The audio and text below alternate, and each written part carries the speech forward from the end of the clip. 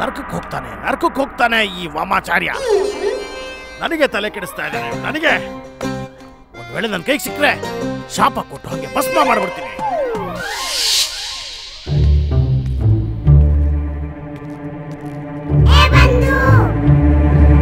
ರಾಮ, ನೀನು ಶಾರದನ್ ಜೊತೆ ಜಗಳ ಮಾಡೋ ಅಗತ್ಯ ಏನಿತ್ತು? ಈಗ ನಿನ್ನಿಂದ ನಾನು ಹಸಿವುಕೊಂಡಿರ್ಬೇಕಾಗತ್ತೆ. ನೋಡು ಬಂದು, ನಾನು ಆ ವಾಮಾಚಾರಿ ಬಗ್ಗೆ ತುಂಬಾ ಕ್ರೋಧಿತನಾಗಿದ್ದೀನಿ. ಮತ್ತೆ ನನಗ್ ಸಿಟ್ಟು ಬರ್ಸ್ಬೇಡ ನೀನು. ಒಂದ್ ವೇಳೆ ಆ ದುಷ್ಟ ನನ್ನ ಕೈಗೆ ಸಿಕ್ಕಾಕೊಂಡ್ರೆ ನನ್ನಿಂದ ಅವನನ್ನ ಯಾರು ರಕ್ಷಣೆ ಮಾಡೋಕ್ಕಾಗೋದಿಲ್ಲ. ಹಾ,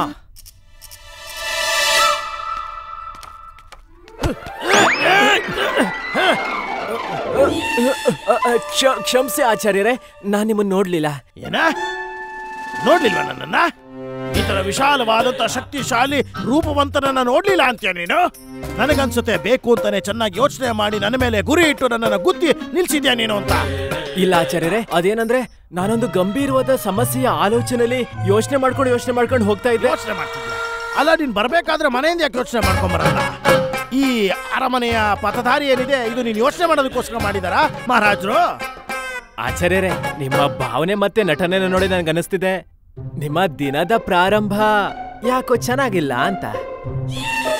ನಿನಗೆಂತ ಆಸಕ್ತಿ ಅದನ್ನ ತಿಳ್ಕೊಳ್ಳೋದಕ್ಕೆ? ನನ್ನ ಗೂಢಚಾರಿಕೆ ಮಾಡ್ತಿದ್ಯಾ ನೀನು? ಆಚಾರ್ಯರೇ, ನಿಮ್ಮೇಲೆ ಗೂಢಚಾರಿಕೆ ಯಾಕೆ ಮಾಡ್ಬೇಕು? ನಿಮ್ಮ ಪಾಪದ ಪಟ್ಟಿ ಅಂತೂ ನನಗ್ ಮೊದ್ಲೇ ಗೊತ್ತಿದೆ. ದರ್ಬಾರಲ್ಲಿ ಭೇಟಿ ಮಾಡೋಣ. ಮೊದ್ಲೇ ತುಂಬಾ ತಡ ಆಗಿ ಹೋಗಿದೆ. ಪ್ರಣಾಮಗಳು.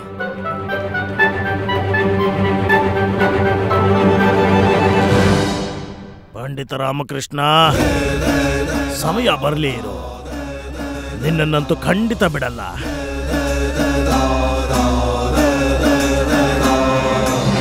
ಸೇವಕರೇ, ಸರಿಯಾಗಿ ಮಾಡಿ. ಹಾ, ಸರಿಯಾಗಿ ತಿರುಗಿಸಿ. ಅಯ್ಯೋ ಅಯ್ಯೋ ಅಯ್ಯೋ ಅಯ್ಯೋ ಅಯ್ಯೋ, ಮಹಾರಾಜರ ಸಿಂಹಾಸನವನ್ನೇ ತಿರುಗಿಸ್ತಾ ಇದ್ದೀರಲ್ಲ ಮೂರ್ಖರೇ. ನಿಮಗೆ ಮೃತ್ಯುವಿನ ಭಯ ಇಲ್ವಾ? ಮಂತ್ರಿವರ್ಯರೇ, ಇದೆಲ್ಲ ಅನರ್ಥ, ಘೋರ ಅನರ್ಥ, ಅನಿಷ್ಟದ ಸಂಕೇತ. ಇದು ಅಕಾಲ ಮೃತ್ಯು. ಸಿಪಾಯಿಗಳೇ, ತಡೀರಿ ದುಷ್ಟರನ್ನ. ಸಿಪಾಯಿಗಳ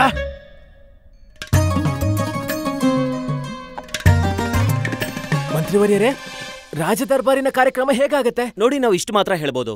ಈ ಸಿಂಹಾಸನವನ್ನ ತಿರುಗಿಸೋ ಆದೇಶ ನಮಗೆ ಅರಮನೆಯಿಂದ ಬಂದಿದೆ ರಾಮಕೃಷ್ಣ.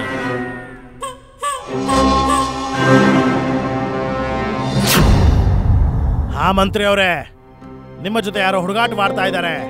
ಈ ವಿಚಾರ ಮಹಾರಾಜನಿಗೇನಾದ್ರೂ ಗೊತ್ತಾದ್ರೆ ಪ್ರಳಯ ಆಗೋಗುತ್ತೆ. ಅನರ್ಥ ಕೆಲಸ ಮಾಡಿದೀರಾ. ಆಚಾರ್ಯರೇ, ನನಗೂ ಗೊತ್ತಿದೆ ಇದು ಸರಿಯಲ್ಲ ಅಂತ.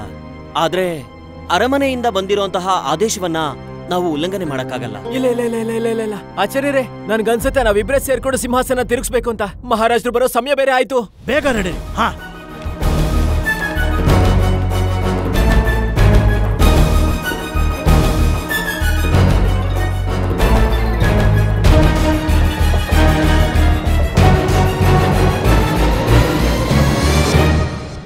ಆಚಾರ್ಯರೇ, ಇನ್ನೊಂದ್ ಸ್ವಲ್ಪ ಶಕ್ತಿ ಹಾಕ್ಬೋದಲ್ವಾ? ಪ್ರಯತ್ನ ಮಾಡ್ತಿದ್ದೀನಿ. ಇದಕ್ಕಿಂತ ಜಾಸ್ತಿ ಶಕ್ತಿಯನ್ನು ಹಾಕಿದ್ರೆ ನನ್ನ ಅನಿಯಮಿತ ಶಕ್ತಿಯಿಂದ ಈ ರಾಜಸಿಂಹಾಸನ ಮುರಿದು ಹೋಗ್ಬೋದು. ಅದೇನಂದ್ರೆ ಅದು ನನ್ನ ಶಕ್ತಿಯನ್ನ ನಾನು ನಿಯಂತ್ರಣದಲ್ಲಿ ಇಟ್ಕೊಂಡಿರ್ಬೇಕು. ರಾಜರ ರಾಜ, ಸಮ್ರಾಟರ ಸಮ್ರಾಟ, ನರೇಶರ ನರೇಶ, ಮಹಾಬಲಿ ಬಾಹುಬಲಿ ಮಹಾರಾಜ ಕೃಷ್ಣದೇವರಾಯರು ಆಗಮಿಸುತ್ತಿದ್ದಾರೆ.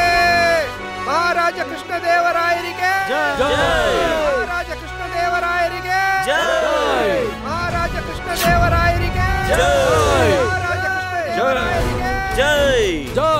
ಮಹಾರಾಜ ಕೃಷ್ಣದೇವರಾಯರಿಗೆ ಮಹಾರಾಜ ಕೃಷ್ಣದೇವರಾಯರಿಗೆ.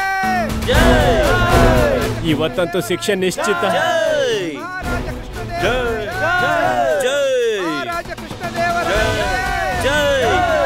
ಮಹಾರಾಜ ಕೃಷ್ಣದೇವರಾಯರಿಗೆ ಮಹಾರಾಜ ಕೃಷ್ಣದೇವರಾಯರಿಗೆ ಮಹಾರಾಜ ಕೃಷ್ಣದೇವರಾಯರಿಗೆ ಮಹಾರಾಜ ಕೃಷ್ಣದೇವರಾಯರಿಗೆ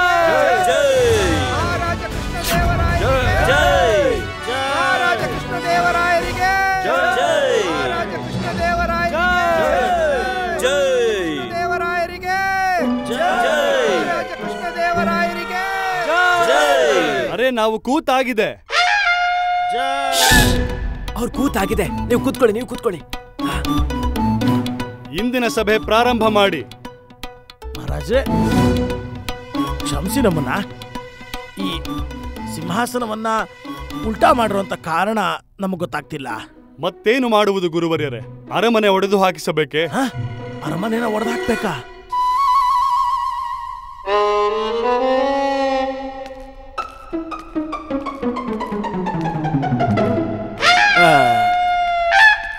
ನಮಗೆ ಅರ್ಥ ಆಗ್ತಿಲ್ಲ ಮಹಾಪ್ರಭು.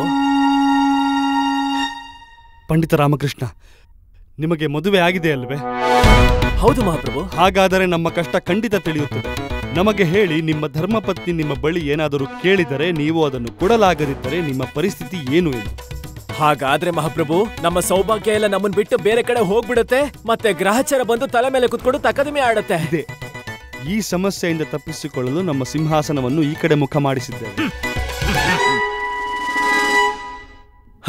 ಏಕೆಂದರೆ ಯಾವುದೋ ವಾಸ್ತುಶಾಸ್ತ್ರಜ್ಞನು ರಾಣಿ ಚಿನ್ನಾದೇವಿಯ ಹತ್ತಿರ ಅರಮನೆಯಲ್ಲಿ ಸಮಸ್ಯೆ ಇದೆ ಎಂದು ಹೇಳಿದ್ದಾನೆ. ಅದರಿಂದ ತಪ್ಪಿಸಿಕೊಳ್ಳಲು ನಮ್ಮ ಅರಮನೆಯನ್ನು ಒಡೆದು ಹಾಕಿಸಬೇಕಂತೆ.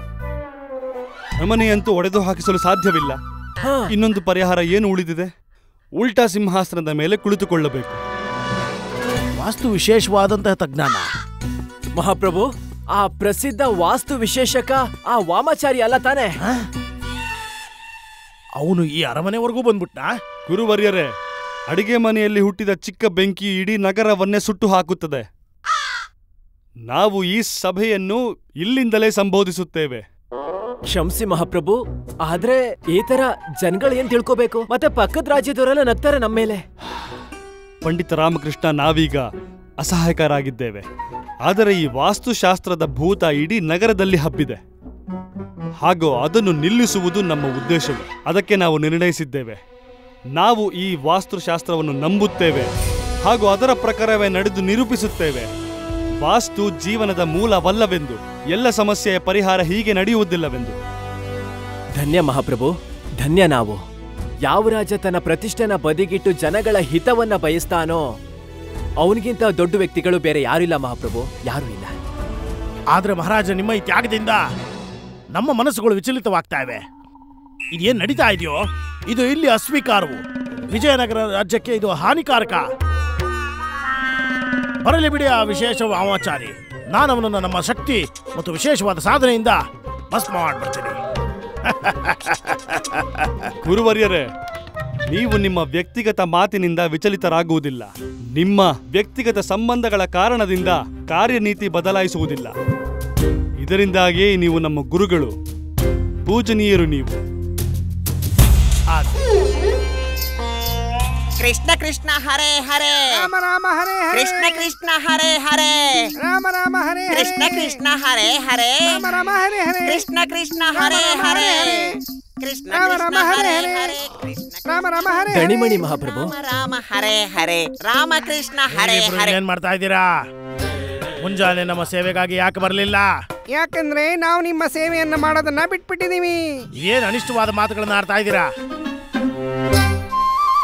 ಇನ್ನು ಮುಂದೆ ನೀವು ನಮ್ಮ ಗುರುಗಳಲ್ಲ, ನಮ್ಮ ಗುರುಗಳು ಮಹಾಜ್ಞಾನಿ ವಾಮಾಚಾರ್ಯರು.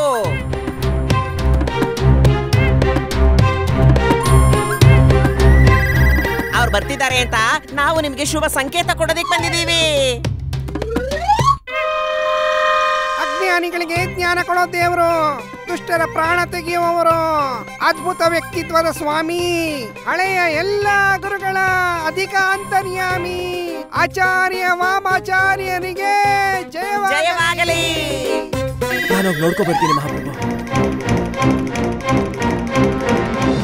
ಬಿಟ್ಟು ಬಿಡಿ, ಬಿಟ್ಟು ಬಿಡಿ, ಬಿಟ್ಟು ಬಿಡಲೇಬೇಕು, ಬದಲಾಯಿಸಲೇಬೇಕು. ಸಂಸಾರ ಎಂಬುವುದು ಅಜ್ಞಾನಿಗಳ ಸಾಗರ. ಬಿಟ್ಟು ಬಿಡಿ, ಬಿಟ್ಟು ಬಿಡಿ, ಬಿಟ್ಟು ಬಿಡಲೇಬೇಕು, ಬದಲಾಯಿಸಲೇಬೇಕು. ಕೆಳಗೆ ಬಿದ್ದವರಂತೂ ಮೇಲೆ ಏಳಲೇಬೇಕು.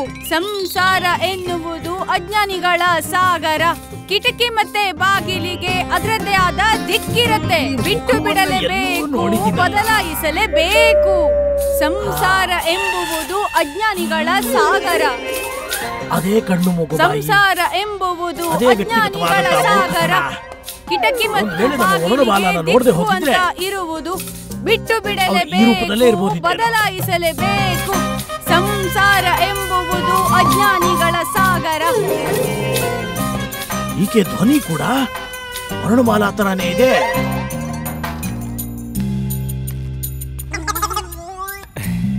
ಆಚಾರ್ಯರೇ, ಇದು ಗುರುಮಾತೆ ಅಂತ ಅನ್ಸುತ್ತೆ. ಇವಳು ವರುಣಮಾಲಾನೇ.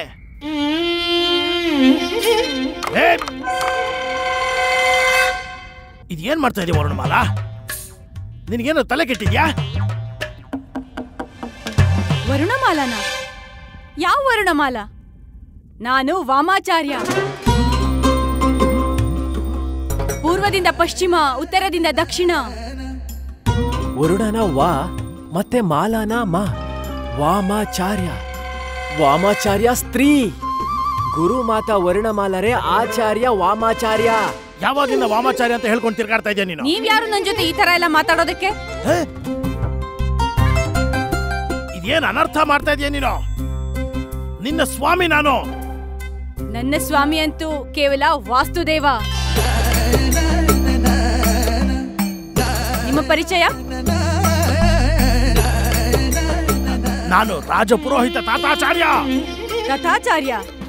ಕನಘೋರ ಪಾಪ. ನಿನ್ನ ಪತಿಯ ಹೆಸರನ್ನ ಕೂಗಿ ಹೇಳ್ತೀಯ ನೀನು? ನೀವ್ ಯಾರ ಹೆಸರು ಹೇಳ್ತಾ ಇದ್ದೀರೋ ಅವ್ರು ನಿಮ್ಮ ಧರ್ಮಪತ್ನಿ. ನಾನಂತೂ ವಾಮಾಚಾರ್ಯ. ಪೂರ್ವದಿಂದ ಪಶ್ಚಿಮ, ದಕ್ಷಿಣದಿಂದ ಉತ್ತರ. ವರುಣಮಾಲಾ, ವರುಣಮಾಲಾ, ಈ ಅಪಹಾಸ್ಯ ನಿಲ್ಸು ಮತ್ತೆ ಮನೆಗೆ ಹೋಗು. ನಡಿ. ದುಷ್ಟ ಪ್ರಾಣಿ, ನಮ್ಮ ಗುರುಗಳಿಗೆ ಇಂಥ ಮಾತನ್ನು ಆಡುವ ಸಾಹಸ ಮಾಡಿದ್ಯಾ? ನಮ್ಮ ಗುರುಗಳ ದಾರಿಗೆ ಅಡ್ಡ ಬಂದಿದ್ದೀರಾ? ಅದು ನಮ್ಮ ಗುರು ವಾಮಾಚಾರ್ಯರಿಗೆ. ನಮಗಿನ್ನ ಕೆಟ್ಟವರು ಇನ್ಯಾರು ಇರೋದಿಲ್ಲ. ಕೃಷ್ಣ ಕೃಷ್ಣ ಹರೇ ಹರೇ. ಹರೇ ಹರೇ. ಶಾಂತವಾಗಿರಿ ಶಿಷ್ಯರೇ, ಶಾಂತವಾಗಿರಿ. ನನ್ನ ಶಿಷ್ಯರು ಉತ್ತೇಜಿತರಾಗ್ತಿದ್ದಾರೆ. ತಥಾಚಾರ್ಯ. ಮತ್ತೆ ತಥಾಚಾರ್ಯ ಅಂತ್ಯ? ದಯವಿಟ್ಟು ಅವ್ರಿಗಿನ್ನೂ ಕೋಪ ಬರ್ಸ್ಬೇಡಿ ನೀವು, ಇಲ್ಲಾಂದ್ರೆ ನಿಮ್ಗೆ ತೊಂದರೆ ಆಗತ್ತೆ. ಮತ್ತೆ ನಿಮ್ಮ ಮನೆಯಲ್ಲಿ ಇರೋ ವರುಣಮಾಲಾಗೆ ಅವ್ರಿಗೆ ತುಂಬಾ ಕಷ್ಟ ಆಗ್ಬಿಡತ್ತೆ. ಇದೇನು ನಡೆಯುತ್ತಿದೆ ನಮ್ಮ ದರ್ಬಾರಿನಲ್ಲಿ ಪಂಡಿತ ರಾಮಕೃಷ್ಣ? ಹಾ ಮಹಾಪ್ರಭು. ಏನು ನಡೆಯುತ್ತಿದೆ ಇಲ್ಲಿ? ಮಹಾಪ್ರಭು, ಗೃಹ ಯುದ್ಧ ಆಗ್ತಿದೆ. ಆಚಾರ್ಯರ ಪತ್ನಿ ಆಚಾರ್ಯರ ವಿರುದ್ಧ ಆಂದೋಲನ ಮಾಡ್ತಿದ್ದಾರೆ. ಪಂಡಿತ ರಾಮಕೃಷ್ಣ, ಸರಳವಾಗಿ ಹೇಳಿ ಅರ್ಥ ಮಾಡಿಸಿ. ಮೊದಲೇ ನೋಡಲಾಗುತ್ತಿಲ್ಲ ನೀವು. ಕ್ಷಮಿಸಿ ಮಹಾಪ್ರಭು, ಕ್ಷಮಿಸಿ. ನನಗನ್ಸುತ್ತೆ ಆಚಾರ್ಯರಿಗೆ ಗುರುಮಾತಾ ವಾಮಾಚಾರ್ಯರ ಬಗ್ಗೆ ಏನು ಗೊತ್ತೇ ಇರ್ಲಿಲ್ಲ. ಈಗ ನೋಡಿ ಚಕಿತರಾಗಿದ್ದಾರೆ. ಚಕಿತರು ನಾವು ಕೂಡ ಆದೆವು. ರಾಣಿ ಚಿನ್ನಾದೇವಿ ನಮಗೆ ಈ ವಾಮಾಚಾರ್ಯರ ರೂಪದ ಬಗ್ಗೆ ಹೇಳಿದಾಗ, ಮಹಾಪ್ರತಾಪಿ, ನ್ಯಾಯಮೂರ್ತಿ, ಚಕ್ರವರ್ತಿ ರಾಜ ಕೃಷ್ಣ ದೇವರಾಯರಿಗೆ ವಾಸ್ತುವೇದಾಚಾರ್ಯ ವಾಮಾಚಾರ್ಯರ ಕೋಟಿ ಕೋಟಿ ಪ್ರಣಾಮಗಳು. ಮಹಾಪ್ರಭು, ನಿಮಗೆ ಪ್ರಣಾಮ ಮಾಡ್ತಿದ್ದಾರೆ. ಅವರಿಗೂ ಪ್ರಣಾಮಗಳು. ಮಹಾರಾಜರು ಕೂಡ ಪ್ರಣಾಮ ತಿಳಿಸ್ತಿದ್ದಾರೆ. ಸಾಕು, ಬಹಳ ಆಯ್ತು ಮಹಾರಾಜರೇ, ಬಹಳ ಆಯ್ತು. ನನಗೆ ಈ ವಾಸ್ತು ವಿಶೇಷಕ ವಾಮಾಚಾರ್ಯನ ಜ್ಞಾನದ ಮೇಲೆ ಸಂದೇಹವಿದೆ. ಅಂತ ಯಾವ ಜ್ಞಾನವಿದೆ ಇವ್ರ ಹತ್ರ? ನಮ್ಮಂತ ಮಹಾಕಾಲ ಮಹಾಪಂಡಿನ ಹತ್ರ ಇಲ್ಲದೆ ಇರುವಂತದ್ದು. ನಾನು ನಿಮ್ಮನ್ನ ಪ್ರಶ್ನೆಗಳನ್ನ ಕೇಳಬೇಕು, ಉತ್ತರ ಕೊಡಿ ನೀವು. ಯಾಕಾಗಲ್ಲ? ಪೂರ್ವದಿಂದ ಪಶ್ಚಿಮ, ಉತ್ತರದಿಂದ ದಕ್ಷಿಣ. ನೀವು ವಾಸ್ತುಶಾಸ್ತ್ರದ ಯಾವ ನಿಯಮಾವಳಿಯ ಆಧಾರದ ಮೇಲೆ ಮಹಾರಾಜನ ಸಿಂಹಾಸನವನ್ನ ವಿರುದ್ಧ ದಿಕ್ಕಿಗೆ ಬದಲಾಯಿಸಿದ್ದೀರಾ ಹೇಳಿ? ವಾಸ್ತುಶಾಸ್ತ್ರ ಅಂತೂ ಗಂಗಾ ಸಮಾನವಾದದ್ದು, ಪವಿತ್ರ ಮತ್ತು ಮಹತ್ವವಾದದ್ದು, ಮನುಷ್ಯರ ಜೀವನವನ್ನ ಉದ್ಧಾರ ಮಾಡುವಂತದ್ದು, ಸಮಸ್ಯೆಗಳಿಗೆ ಪರಿಹಾರ ಕೊಡುವಂತದ್ದು. ಅದೇ ವಾಸ್ತುವಿನ ಪ್ರಕಾರನೇ ನಾನು ಈ ತರ ಮಾಡಿದ್ದು. ರಾಜ್ಯದ ಕಲ್ಯಾಣಕ್ಕೋಸ್ಕರ ರಾಜ ಸಿಂಹಾಸನವನ್ನ ಉಲ್ಟಾ ಹಾಕಿದ್ದು. ಗಣಿತ. ಒಂದು ಪುಟ್ಟಿ ಸೀತಾಫಲದ ದುಡ್ಡಿಗೆ ನೀನು 4 ಪುಟ್ಟಿ ಸೀತಾಫಲದ ದುಡ್ಡನ್ನು ಕೊಟ್ಟು ಬರೋವಳು ನೀನು. ನೀನಿಲ್ಲಿ ವಾಸ್ತುಶಾಸ್ತ್ರದ ಗಣಿತದ ಬಗ್ಗೆ ಹೇಳ್ತಿದ್ಯಾ? ತಾತಾಚಾರ್ಯ, ರಾಜ್ಯದ ಸೂರ್ಯ ಆಗಿರ್ತಾರೆ ರಾಜ. ಅವ್ರು ಉದಯವಾದ್ರೆ ಮಾತ್ರ ರಾಜ್ಯದ ಉದಯ. ಅವ್ರ ಅಸ್ತ ಆದ್ರೆ ರಾಜ್ಯ ಮುಗ್ದಂತೆ. ರಾಜ ಸಿಂಹಾಸನ ಅಂದ್ರೆ ಕರ್ಮಸ್ಥಳ, ಮತ್ತೆ ಆಸ್ಥಾನ ಅಂದ್ರೆ ಅದು ಕಾರ್ಯ. ಮತ್ತೆ ಅದರ ದಿಕ್ಕೆ ಸರಿ ಇಲ್ಲ ಅಂದ್ರೆ ಆಗ ಅಧರ್ಮ ಆಗ್ಬಿಡಬಹುದು, ಅಶಾಂತಿ ಹುಟ್ಟಬಹುದು, ಸಂಸಾರದಲ್ಲಿ ಜಂಜಾಟ ಹೆಚ್ಚಾಗಿ ಕದನ ಕೂಡ ಆಗಬಹುದು. ಮತ್ತೆ ಮನುಷ್ಯ ಆಗ್ತಾನೆ ಕಂಗಾಲು. ನೋಡಿದ್ಯಾ ಹೆಂಗೆ ತಲೆ ತಿರುಗ್ತಾ ಇದೆ ಮುದುಕಂದು? ಈ ಮುದುಕ ಹೇಗಾಡ್ತಿದ್ದಾನೆ ಅಂದ್ರೆ ಒಳ್ಳೆ ಹಾವು ನೋಡ್ದಂಗ್ ಆಡ್ತಿದ್ದಾನೆ. ವಾಮಾಚಾರ್ಯರಿಗೆ ಜಯವಾಗಲಿ, ಜಯವಾಗಲಿ, ವಾಮಾಚಾರ್ಯರಿಗೆ ಜಯವಾಗಲಿ, ಜಯವಾಗಲಿ.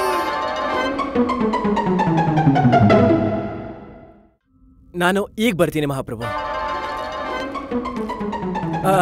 ಆದ್ರೆ ಮಾತೆ, ಮಹಾಪ್ರಭುಗಳು ಉಲ್ಟಾ ದಿಕ್ಕಿನಲ್ಲಿ ಕೂತ್ಕೊಂಡು ರಾಜಕಾರ್ಯವನ್ನ ಸುಸೂತ್ರವಾಗಿ ಹೇಗ್ ನಡ್ಸಕ್ಕಾಗತ್ತೆ? ನೀವು ಸ್ವಲ್ಪ ಯೋಚನೆ ಮಾಡಿ. ನೀವ್ಯಾರು? ಪೂರ್ವದಿಂದ ಪಶ್ಚಿಮ, ಉತ್ತರದಿಂದ ದಕ್ಷಿಣ? ಇಲ್ಲ ಇಲ್ಲ ಇಲ್ಲ, ನಾನು ಅದ್ಯಾರೂ ಅಲ್ಲ. ಮಹಾರಾಜರ ವಿಶೇಷ ಸಲಹೆಗಾರ ಮತ್ತೆ ಸೇವಕ ರಾಮಕೃಷ್ಣ. ಹಾಗಾದ್ರೆ ನಿಮ್ಗೆ ವಾಸ್ತು ಬಗ್ಗೆ ಜ್ಞಾನ ಇದ್ಯಾ? ಮತ್ ನಿನಗೇನ್ ಜ್ಞಾನ ಇದೆ ವಾಸ್ತು ಬಗ್ಗೆ ವರ್ಣಮಾಲ? ವಾಮಾಚಾರ್ಯ ಅವ್ರೇ, ನನಗ್ ಜ್ಞಾನದ ಬಗ್ಗೆ ಹೇಳೋಕು ಮೊದ್ಲು ನಿಮ್ಮ ಜ್ಞಾನದ ಪರಿಚಯ ಮಾಡ್ಕೊಡಿ. ವಾಸ್ತುಶಾಸ್ತ್ರದಲ್ಲಿ ಎಷ್ಟು ದಿಕ್ಕಿರುತ್ತೆ ಅಂತ ಮೊದ್ಲು ಹೇಳಿ ನೀವು. ನಮಗೆ ಎಲ್ಲ ಜ್ಞಾನವಿದೆ, ನಮಗಂತೂ ಪೂರ್ತಿ ಬ್ರಹ್ಮಾಂಡದ ಜ್ಞಾನವಿದೆ. ನಾನು ತಾತಾಚಾರ್ಯ, ಈಗ್ಲೇ ಹೇಳ್ತೀನಿ, ನಾನೇ ಹೇಳ್ತೀನಿ. ಇದು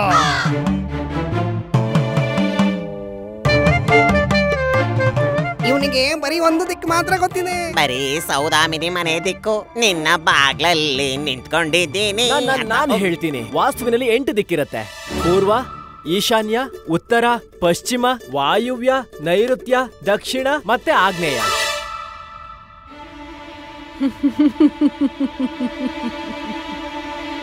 ಮಹನೀಯರೇ, ಯಾವ ಆಕಾಶದಿಂದ ನಮ್ಗೆ ಜಲ ಮತ್ತೆ ಸೂರ್ಯನ ಬೆಳಕು ಸಿಗತ್ತೋ ಆ ದಿಕ್ಕನ್ನ ಮರ್ತ್ಬಿಟ್ರ ನೀವು? ಯಾವ ಭೂಮಿಯಿಂದ ನಮ್ಗೆ ಅನ್ನ ಮತ್ತೆ ಆಶ್ರಯ ಸಿಗತ್ತೋ ಆ ದಿಕ್ಕನ್ನು ಮರ್ತ್ಬಿಟ್ರ ನೀವು? ಮಹಾರಾಜರಿಗೆ ಜಯವಾಗಲಿ. ಮಹಾರಾಣಿ ಚಿನ್ನಾದೇವಿಯವರು ನಮ್ಮ ಪರಮ ಪೂಜ್ಯ ಗುರುಗಳಿಗೆ ಇಲ್ಲಿ ದಕ್ಷಿಣೆಯನ್ನು ಕೊಡುವುದಕ್ಕೆ ಇಲ್ಲಿ ಆಮಂತ್ರಿಸಿದ್ದಾರೆ. ನಿಮ್ಮಿಂದ ಒಂದ್ ವೇಳೆ ನಮಗೆ ದಕ್ಷಿಣೆ ಸಿಕ್ಕಿದ್ರೆ ಮಹಾರಾಜರೇ ನಮ್ಗೆ ತುಂಬಾ ಉಪಕಾರ ಆಗಿರೋದು.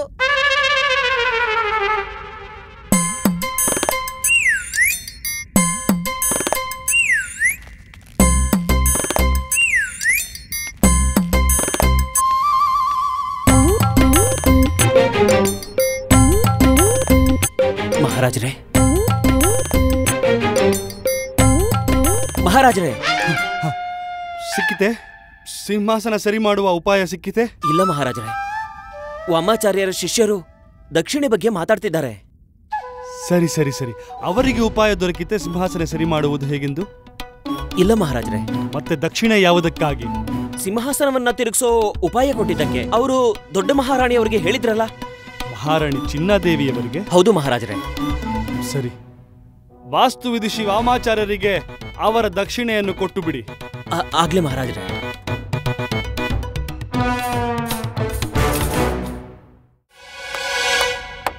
ಮಹಾರಾಜರ ಆದೇಶ ಇದೆ, ವಾಮಾಚಾರ್ಯರಿಗೆ ಅವರ ದಕ್ಷಿಣೆ ನೀಡಬೇಕು ಅಂತ.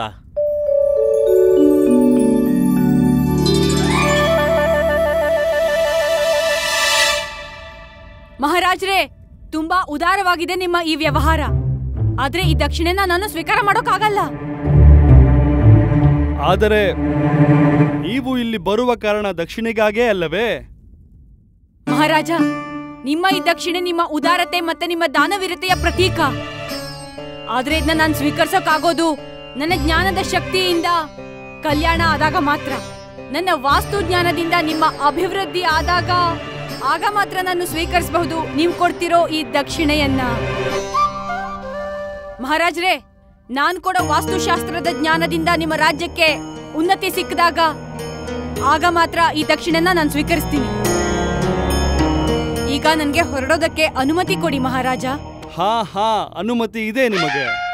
ವಿಷಯ ಪ್ರಸ್ತಾಪಿಸಿ. ಪೂರ್ವದಿಂದ ಪಶ್ಚಿಮ, ಉತ್ತರದಿಂದ ದಕ್ಷಿಣ. ನಮ್ಮ ಗುರು ವಾಮಾಚಾರ್ಯರಿಗೆ ಬಿಟ್ಟು ಬಿಡಲೇಬೇಕು, ಬದಲಾಯಿಸಲೇಬೇಕು. ಸಂಸಾರ ಎಂಬುವುದು ಅಜ್ಞಾನಿಗಳ ಸಾಗರ. ರಾಮ, ಈಗ ಈ ಹೊಸ ಸಮಸ್ಯೆಗೂ ಪರಿಹಾರನ ಮಹಾರಾಜರು ನಿನ್ಗೆ ಹುಡ್ಕಕ್ ಹೇಳ್ತಾರೆ. ನಮಗೆ ಈ ಸಮಸ್ಯೆ ಪರಿಹಾರ ಬೇಕು. ಕೇವಲ 2 ದಿನ ನೀಡುತ್ತಿದ್ದೇವೆ ನಿಮಗೆ, ಕೇವಲ 2 ದಿನ. ಈ 2 ದಿನಗಳಲ್ಲಿ ನಮ್ಮ ಈ ಸಿಂಹಾಸನ ಮತ್ತೆ ಸರಿ ಹೋಗಬೇಕು. ನಿಮ್ಮ ಆಜ್ಞೆ ಮಹಾಪ್ರಭು. ನಾವು ನಿಮಗೆ ಹೇಳುತ್ತಿಲ್ಲ ಪಂಡಿತ ರಾಮಕೃಷ್ಣ. ಗುರುವರ್ಯರೇ, ನಾವು ನಿಮಗೆ ಹೇಳುತ್ತಿದ್ದೇವೆ.